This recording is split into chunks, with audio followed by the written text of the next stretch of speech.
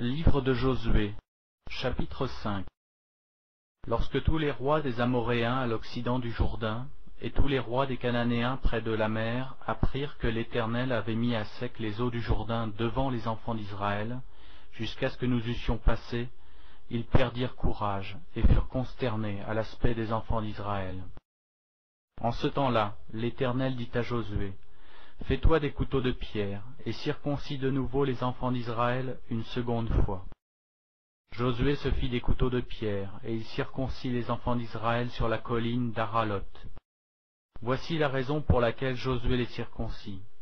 Tout le peuple sorti d'Égypte, les mâles, tous les hommes de guerre, étaient morts dans le désert pendant la route après leur sortie d'Égypte.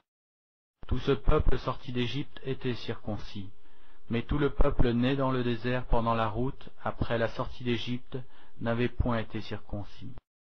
Car les enfants d'Israël avaient marché 40 ans dans le désert, jusqu'à la destruction de toute la nation des hommes de guerre qui étaient sortis d'Égypte, et qui n'avaient point écouté la voix de l'Éternel.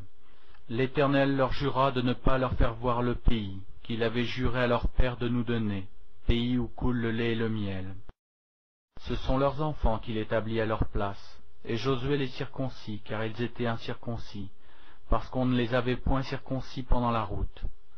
Lorsqu'on eut achevé de circoncire toute la nation, ils restèrent à leur place dans le camp jusqu'à leur guérison.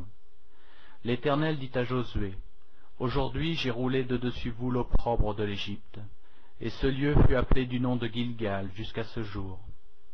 Les enfants d'Israël campèrent à Gilgal, et ils célébrèrent la Pâque le 14e jour du mois, sur le soir, dans les plaines de Jéricho. Ils mangèrent du blé du pays, le lendemain de la Pâque, des pains sans levain et du grain rôti. Ils en mangèrent ce même jour. La manne cessa le lendemain de la Pâque, quand ils mangèrent du blé du pays. Les enfants d'Israël n'eurent plus de manne, et ils mangèrent des produits du pays de Canaan cette année-là. Comme Josué était près de Jéricho, il leva les yeux et regarda. Voici un homme se tenait debout devant lui, son épée nue dans la main. Il alla vers lui et lui dit, « Es-tu des nôtres ou de nos ennemis ?»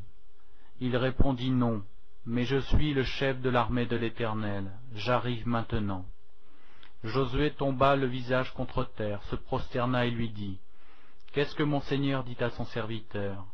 Et le chef de l'armée de l'Éternel dit à Josué, « ôte tes souliers de tes pieds, car le lieu sur lequel tu te tiens est saint. » Et Josué fit ainsi.